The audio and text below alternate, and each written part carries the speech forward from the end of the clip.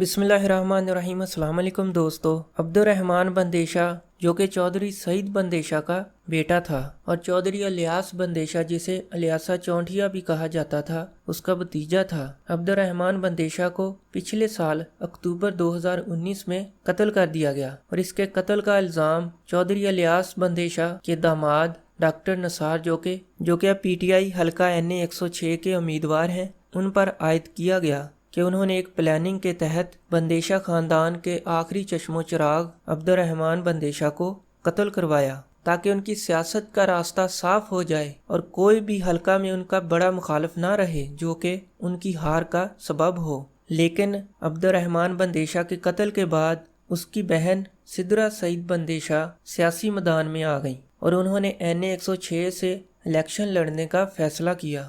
محترمہ سدرا سعید بندیشہ اب اپنی پوری طاقت کے ساتھ حلقہ کے اندر سیاسی کمپین چلا رہی ہیں تاکہ NA 106 سے اپنی کامیابی یقینی بنا سکیں۔